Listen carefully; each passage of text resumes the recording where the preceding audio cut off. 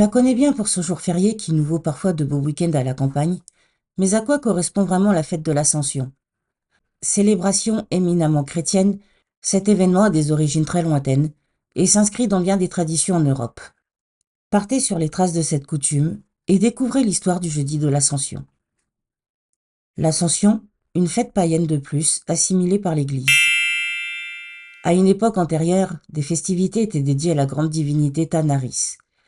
Ces célébrations se déroulaient autour des gelées tardives du mois de mai, à une date variable.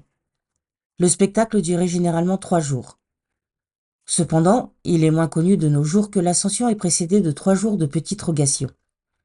Ces rituels avaient le même objectif que ceux associés à Tanaris, demander ou faire une rogation en vue d'obtenir la clémence divine lors des gelées tardives. L'analyse historique permet d'établir un parallèle entre ces anciennes traditions et la manière dont l'Église a pu adopter certaines pratiques païennes dans le cadre de ses propres festivités religieuses.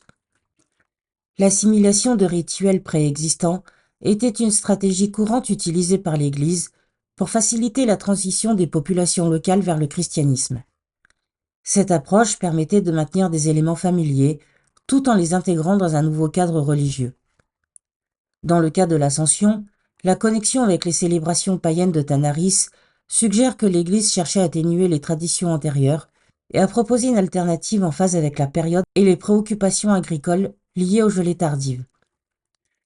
Les petites rogations étaient considérées comme une adaptation des demandes de clémence divine lors des gelées tardives, qui constituent une préoccupation majeure pour les agriculteurs de l'époque.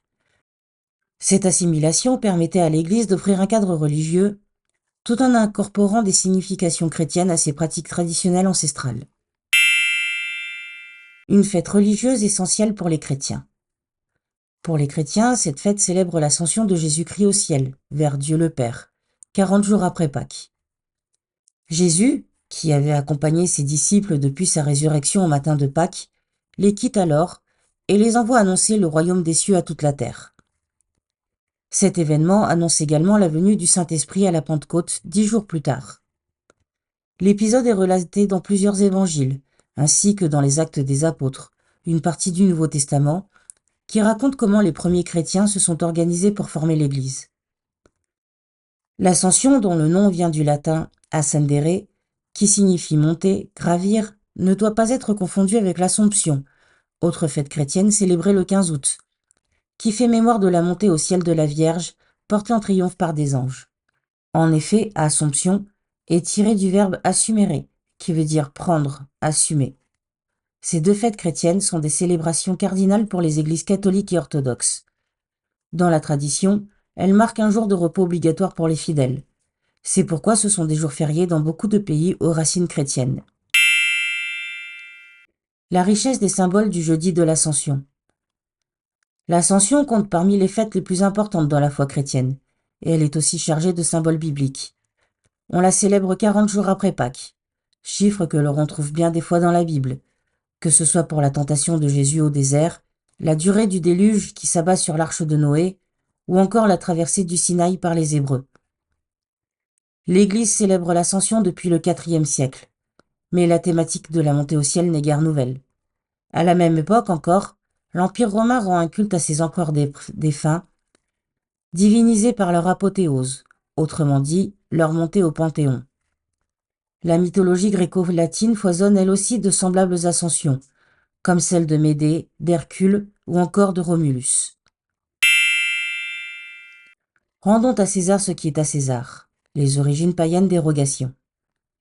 Si ce nom ne vous évoque rien, ce n'est pas étonnant.